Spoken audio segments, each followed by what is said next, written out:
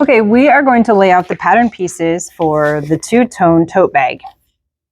What I've done already is I've taken the measurements that they wrote here, and I actually find it easier to make them into a pattern. That way I can kind of visualize where I'm seeing my pieces and how my fabric is going to look in that size. So that's what I've done here. But these are all of the things that you're going to need. So you'll need a medium weight cotton for the outside of the bag, which is this one here. This is my original, my main fabric, if you will. This one is a directional print. So that means it can be upside down if I'm not careful with how I place it. So this is the upside here. The flowers go in this direction. So I need to be aware of that when I'm laying out my pattern piece. And then you need a lining fabric, which is my yellow. And here is my accent fabric. I've chosen some lightweight denim. So those are the three fabrics that you're going to need. You're also going to need some fusible woven interfacing, and that's what this is. There's a bumpy side, and that's the glue side. So that side will go to the wrong side of your fabric when you go to place it, and then that will iron to your fabric, and then it'll stay pretty well. And this other side is, you can clearly see the woven part of the fabric, and that's the smoother side. So you know that's the part that is not going to be touching the iron. Okay, and then you also need a low loft fusible batting, or a fusible, I think they call it, let's see, what do they call it? Yeah, they call it low loft fusible fleece batting. Sometimes people in patterns will call it low loft fleece. This one is bumpy on this side, so you know that's the glue side, and then the smooth side is the non-glue side. So that's going to give our bag some structure. So let's go here. What I did after I drew out some pattern pieces, you can use, one thing that's really simple to use is if you go to the dollar store and you just buy a roll of cheap wrapping paper, usually the inside of that paper is marked with like a 1" by 1" lined grid. So that makes marking things really simple. I just happen to have some big paper, so that's what I used. If you have a grocery bag, like a paper grocery bag, you can cut that open and use the inside of that. You can use parchment paper from the kitchen. There's all kinds of things that you could use for paper, but those are just some options. So here is what I have. So this orange dandelion looking fabric is going to actually be the teal in our sample book, in the book here. And this denim is going to be fabric B. This is the accent fabric. And then I'm also going to be using this same orange fabric for my handles. And then this yellow fabric that I have is going to be the lining, which they've actually done as the same as their accent. But so our bag is going to be orange here, this in the handles. It's going to be the denim on the bottom, and then pale orange or pale yellow on the inside. So that's kind of the placement of our fabric choices. So if you look here, this is fabric A, and it tells you this is where the handles are going to be cut out of, and also the outer fabric, the outer two pieces. So instead of just placing, opening my fabric one layer, I'm keeping my fabric folded, and I'm just going to be placing one of these rectangles down, these 17" by 10.5" rectangles, and I'm just going to cut through both layers, and that's going to give me both of those rectangles. So my fold is right here on my fabric, and my selvage is nearest me right now. So that's why I just find it easier to cut one time. So I won't mess up, I don't have as much chance to mess up. And then also my handle pieces, I placed right here on the fold. Again, I'm going to cut 2 on the fold. So I placed this one, but then I'm going to have to, after I cut that one out, I'm going to have to place it here and cut out a second handle so that I actually end up with 2 handles. Okay, and then this piece here that they're talking about is fabric B, which is our accent piece here. So that is this fabric. I just had a scrap left over from another project. That's why it doesn't have smooth edges, but that's absolutely a good place to use your scraps, fabrics that you still love and still have. So why buy new? Why buy different? So this one, again, wants us to use 2 rectangles and lay them out 2 separate times, but we're just going to lay 1 rectangle out with 2 layers of fabric and cut 1 time. I just think that's more efficient way of using your fabric and your time. The lining fabric, they want us to lay it out again, single layer, and cut 2 pieces out individually, but we're just going to cut 1 piece 1 time out of 2 layers. So that's how we are going to cut our project. And then when we go to fuse the interfacing, there is another trick that I will show you, but that's how we're going to lay our patterns out so far. So let's just go ahead and cut these out. I'm just going to cut the lining out here because it's the bottom one and it's the closest one. So here's the fold nearest me.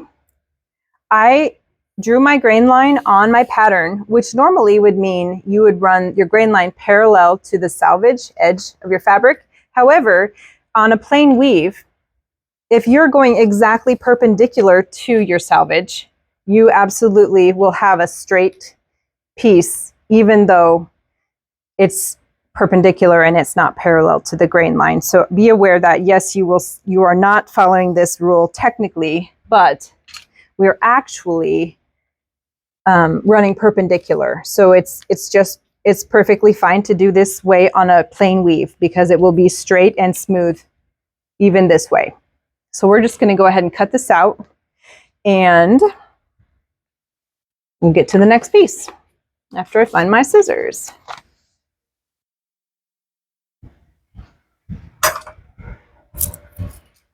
Now, if you want to save this piece here and unfold it, it'll be wide, but I am just going to cut. And I want to keep the edge of my paper of the pattern on this side of my blade so I can see where I'm going. And you want to cut next to the paper, not through the paper, but you don't want to cut out here because you're afraid to cut the paper. You're not going to get an accurate pattern piece for that. So you really do need to cut next to the paper, not through the paper and not extra.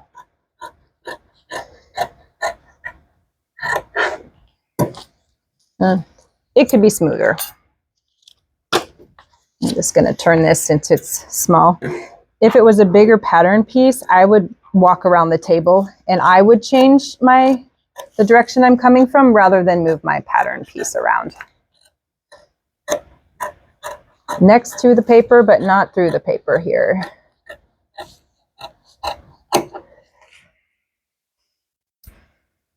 So that's not very straight, so I'm going to just lay my pattern down and straighten it. There. I know it seems trivial, but when you go to put this together and your edges are not very uniform, you're going to actually get a different shape in your project. So you want to actually have the shape that your pattern piece is meant to be.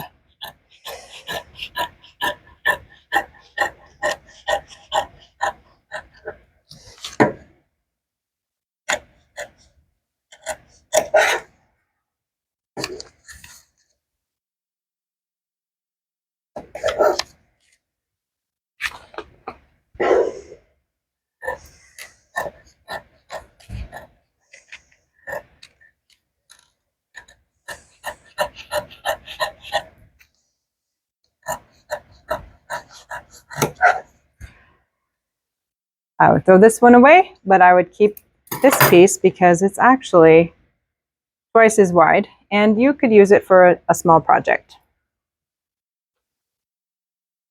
I usually take the pins out of my patterns, but I keep the pattern paper with the fabric so that I know which piece this is. Also, if you look here, it says I needed to cut 2 from the lining fabric, which is the yellow, but also I need to cut 2 of the fusible woven interfacing out of this also. So I'm going to actually reuse this pattern piece in just a minute.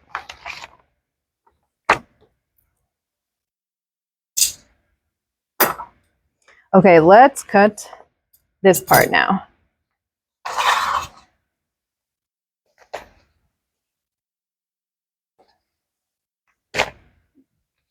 So the fold is actually this right here. This is the fold.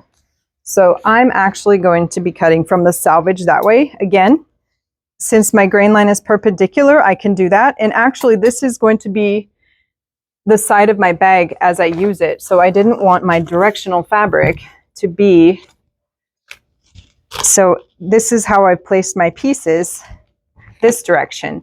If I would follow the grain line on the pattern piece, my dandelions would actually be facing this way. And that's not what I want. So I placed my pattern perpendicular to the grain line instead. So we're going to cut 2 layers at once here. So we'll have the front and the back of that part of the tote bag just right off the bat here.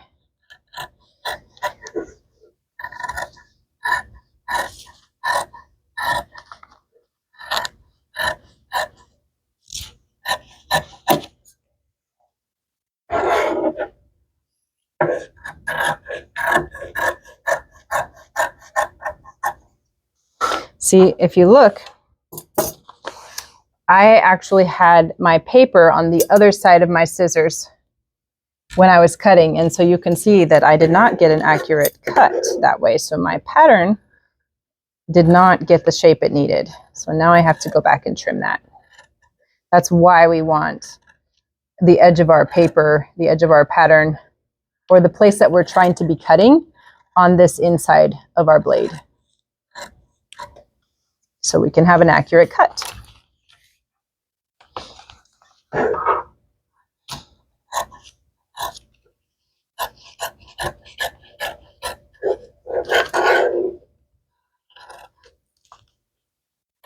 Notice that my pins are not hanging off the edge of my pattern because I don't want to cut them. I've done that without meaning to before. I've been in a hurry and forgotten, and I have ruined scissors doing that. There's really no going back from cutting a pin. Your blade is ruined, so you do want to pay attention to that. Okay, so this just says outer piece, cut 2 of the main fabric. We don't need to cut any interfacing out of this piece. So I'm just going to take out my pins, leave my pattern with the fabric, and I just do a gentle 1 fold here. Okay, and I set it aside.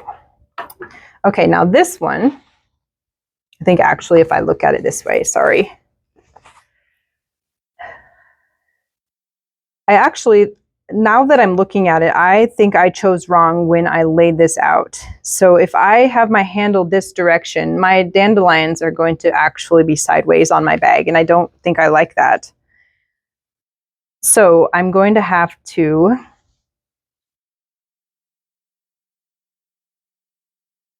I don't really want to waste my fabric here, but I think that's what's going to happen.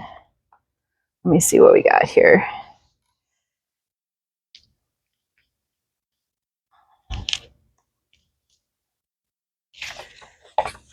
Can I fold this in half and still get the length I need?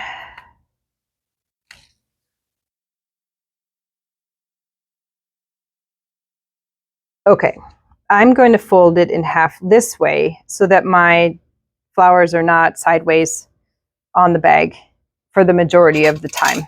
Obviously the handle as it bends around is going to be, some of them will be upside down sometimes, but I think generally speaking, these will be facing the correct way. So what I'm going to do is I'm going to fold it here, but I only really want to fold 1 layer like that. So I'm going to actually fold it now. My selvage, this is my selvage edge. So this selvage does not have the fuzzy edge that this one does. And that just, it varies by fabric manufacturer. That's the only thing that it changes really. So I'm just going to line up my selvage edge here, kind of shake it out so it's not twisted, and lay it back down. Again, this is going to be, so this is going to actually be my grain line, and it's going to be actually running parallel to my grain line this time. So I'm going to make sure it's really, really well lined up. Okay, so now this is going to be my fold right here. And I'm going to lay my piece this way. It barely fits, but it fits, and that's what counts. So we're going to actually cut 2 like that. I'm going to use my time a little more efficiently here and fold. I'm going to stack my folds up right exactly on top of each other. And then I'm going to line up my fold here and pin it. And then I will get all of my handle pieces with one pattern placement and one cutting. So if you're running either perpendicular to the grain or exactly parallel, that is what you want. You don't want to be going diagonally like this. If I'm trying to follow my pattern and make my directional pattern so that it's not upside down, that's going to actually give you a different result, because going diagonally across the grain like this is going to make it stretchy, and that will change the shape of our project. So I'm just going to stack the folds here again. Smooth from the folds out. And then I'm going to stack my pattern piece right here on the folds. So you really just want them all exactly right on top of each other like that.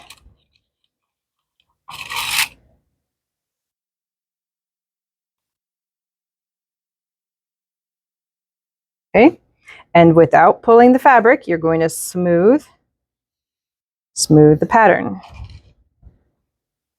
Pins on the inside there. And I think we're going to put one in the middle of the pattern so that it doesn't tend to do this while we're cutting.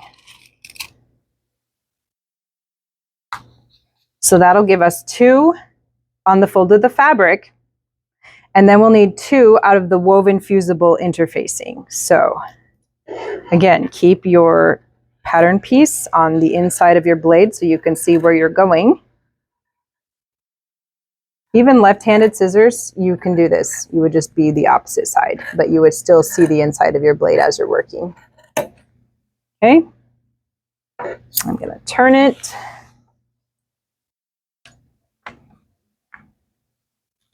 And cut this way.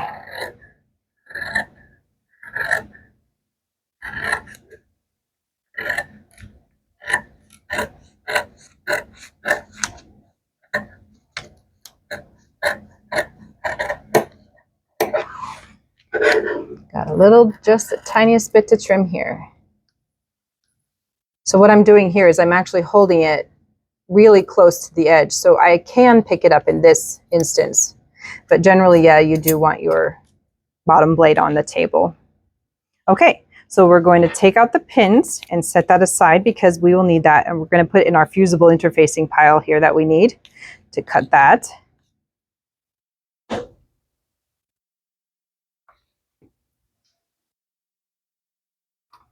Okay, now we're done with this fabric. This is big enough that I would absolutely add this back to my stash and use it for another project.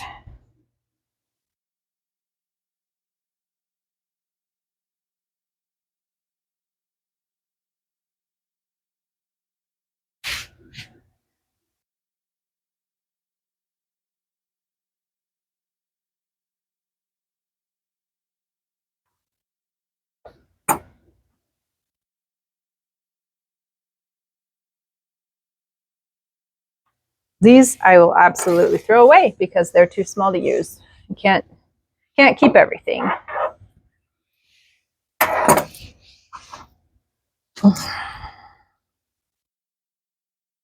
Okay, now the last piece we're going to cut is our trim piece. So if your pattern is doing this, you can just iron it real fast. So I'm going to do.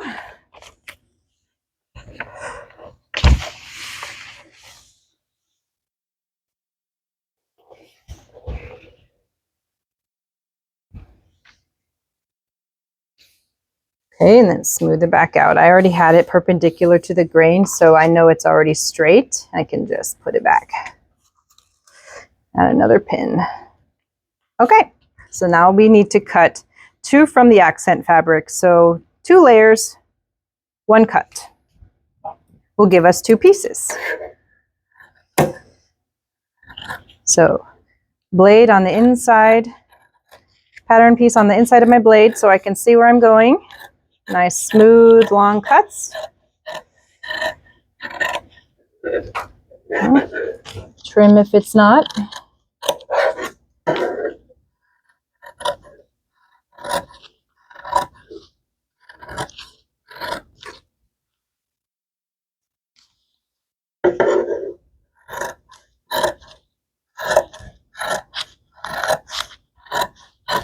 So this pattern piece does not need to be used again for fusible interfacing. So after we're done, we're going to take out the pins and just kind of loosely fold this pattern piece with the fabric so we know which piece this is.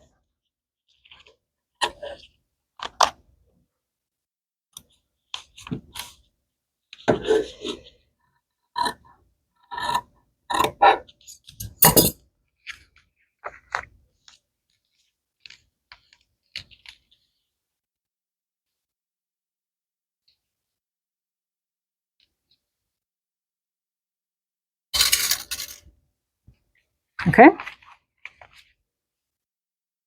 Okay, so now let's cut some out of our fusible woven interfacing. Yes, this I will use again too, but I'm going to cut this off so that it's not just making a mess in my stash here.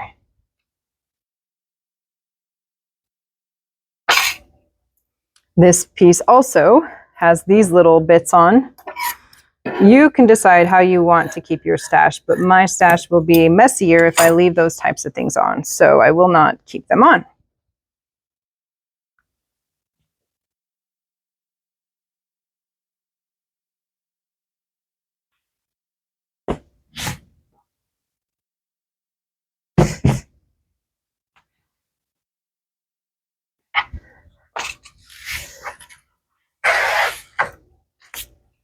Okay, now let's cut this one out of the fusible fleece.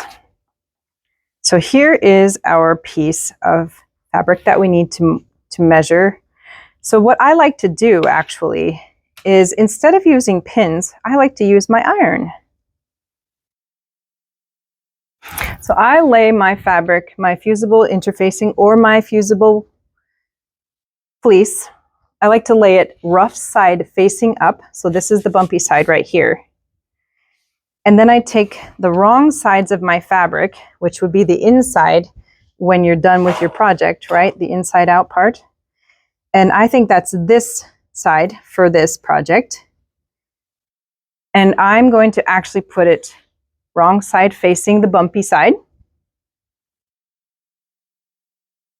Yes, I could use my pattern, my paper pattern, and pin it down and cut around it.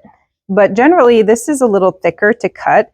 And so it's harder to stay accurate when you're cutting through thicker layers like this. So I like to smooth this out here on the bumpy side touching wrong side. This interfacing, this woven, or I'm sorry, this fusible web, fusible batting, actually comes folded. So this is how wide it is when you unfold it. And this is the wrong side of my fabric. So it's going to be wrong side facing the bumpy side. Just lay it down like this. You can go right next to each other here.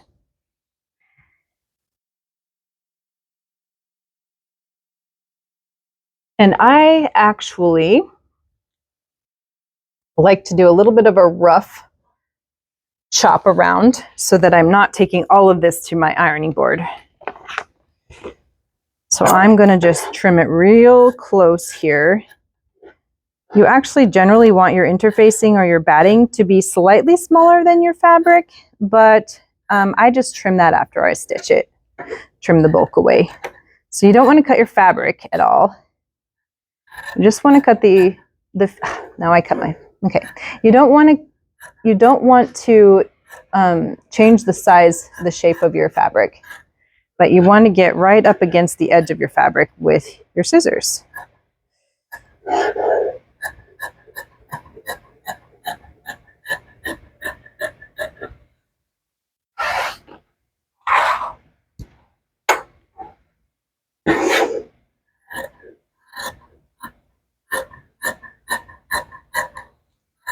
Since this is non-woven, this batting, it's put together with heat and friction, kind of like felt is. And so you don't have to worry about a grain line. You can really place your fabric on here any which way that you can puzzle piece it together.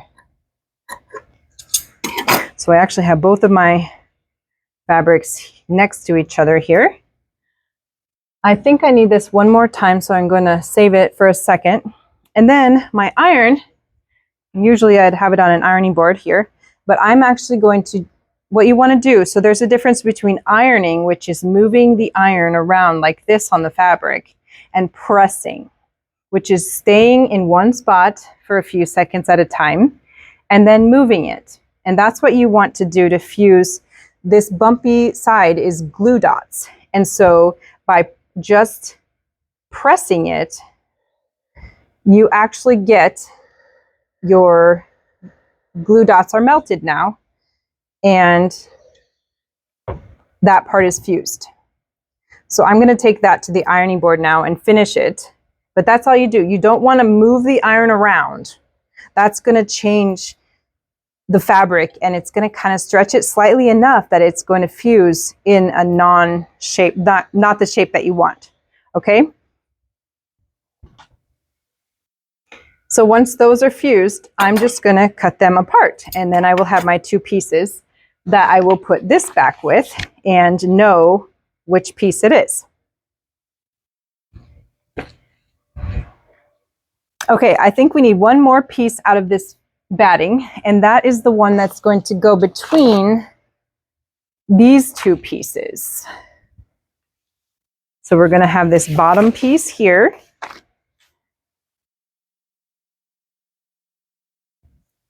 And this other piece here, which will look like this. And so then we need this piece to be one, whoops, this way. We need this piece to be one continuous piece of fusible batting on the back side, so that this seam, if we had a seam in the batting, it would be really thick. So we want to actually cut this shape out of one piece of batting for each side of the bag, the front and the back, instead of cutting fusible batting, and then having a seam here to make it thick. So that's why we cut this other piece of a pattern. So now we're going to, this time, I think we're just going to fold our batting and cut through one time with our pattern. Again, it doesn't really matter how you lay your pattern piece because there's no grain in this type of fabric. So I'm just going to make sure it's big enough here, and I'm going to pin it, and then we're going to cut it. There's no fabric with this pattern piece. This one is only batting.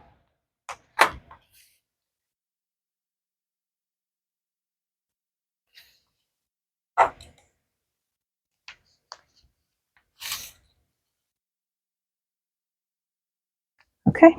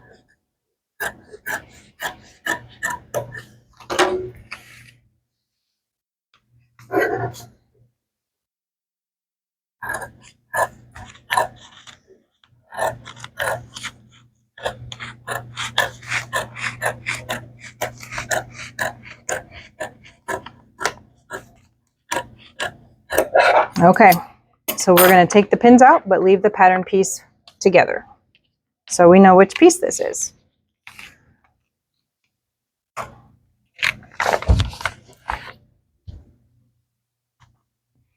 I think that's it for the fusible batting.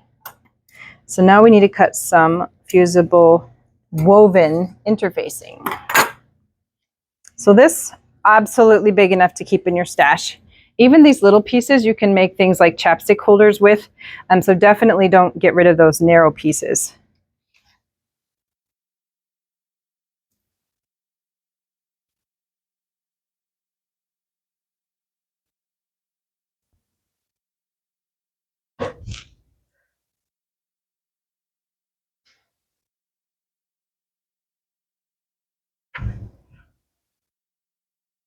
And actually we're going to be using more of this to make our crafters wrap and our toiletries bag. So we don't want to, we have plenty for that. Okay, so here's our fusible woven interfacing. I want to do that same trick again. I just think it works better for my brain.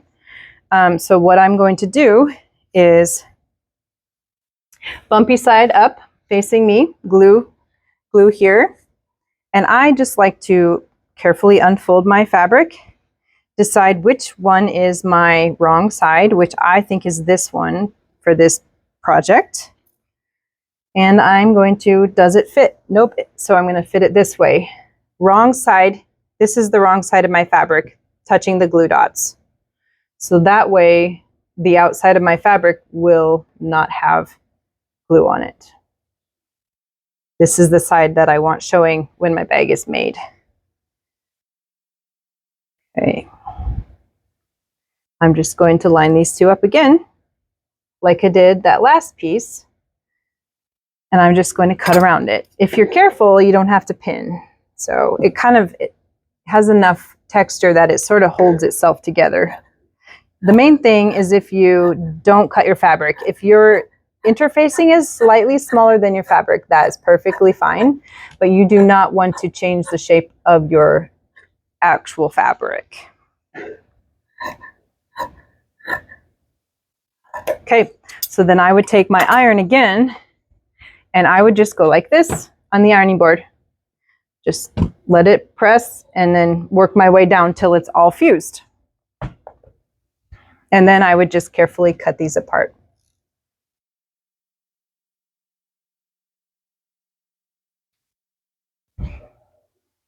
Okay, I think we have one more piece to cut.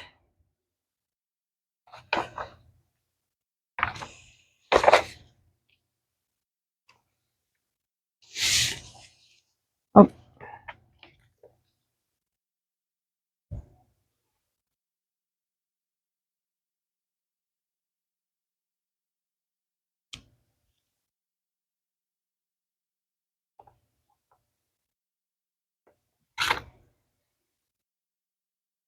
Actually, I messed up.